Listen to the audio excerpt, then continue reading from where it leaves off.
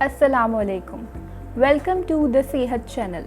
This is clinical dietitian Rida Noman. जैसा कि आप सब जानते हैं कि आजकल बाहर के खाने की प्रैक्टिसेस काफ़ी बढ़ गई हैं और लोग अब हेल्दी फूड्स की जगह फ़ास्ट फूड को प्रेफर करते हैं.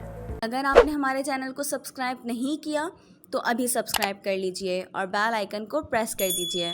इसके साथ ही कोलेस्ट्रॉल के पेशेंट्स का नंबर भी बढ़ता जा रहा है. कोलेस्ट्रॉल डाइट के साथ फिजिकल एक्टिविटी पे भी डिपेंड करता है. अगर आप बहुत अच्छी और हेल्दी डाइट भी ले रहे हैं और आपकी फिजिकल एक्टिविटी बिल्कुल ज़ीरो है तो इससे आपका कोलेस्ट्रॉल बेहतर नहीं हो सकता. कोलेस्ट्रॉल को कम करने में फ़ाइबर बहुत मुफीद है, इसलिए ज़रूरी है कि आपकी डाइट में फ़ाइबर ज़्यादा से ज़्यादा हो.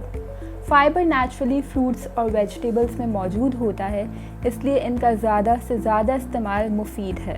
अपनी वीडियो में आगे बढ़ने से पहले मैं आपको बताती चलूँ, अगर आप नॉलेज हेल्थ मैगज़ीन के मेंबर बनना चाहते हैं और पढ़ने का शौक़ रखते हैं तो अभी स्क्रीन पे दिए गए व्हाट्सएप नंबर पे अपना नाम और शहर का नाम लिखकर व्हाट्सएप कीजिए और हमारे नॉलेज हेल्थ मैगज़ीन के मेंबर बने. तो चलते हैं अपनी वीडियो की जानिब.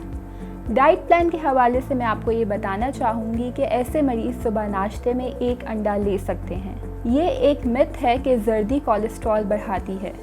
इनफैक्ट जर्दी में ज़्यादा से ज़्यादा न्यूट्रिएंट्स मौजूद होते हैं. हाँ, इसका ज़रूरत से ज़्यादा इस्तेमाल सही नहीं है, लेकिन एक अंडा जर्दी के साथ इस्तेमाल किया जा सकता है. जैसा कि मैंने आपको बताया कि वेजिटेबल्स फाइबर की अच्छी सोर्स हैं, तो लंच में आप 1 कप कुक्ड वेजिटेबल्स ले सकते हैं, जिसमें पालक, लौकी, तुरई और दीगर वेजिटेबल्स का इस्तेमाल किया जा सकता है. रात का खाना भी दोपहर के खाने की तरह रखें. दाल भी फाइबर की अच्छी सोर्स है.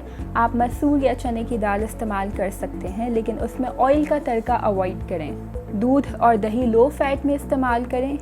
हर वो चीज़ जो कि लो फैट में अवेलेबल होती है उसे लो फैट में ही प्रेफर करें. उम्मीद है कि आपको ये वीडियो पसंद आई हो. अपनी राय आप हम तक कमेंट्स बॉक्स के थ्रू पहुंचा सकते हैं. तब तक के लिए अल्लाह हाफ़िज़.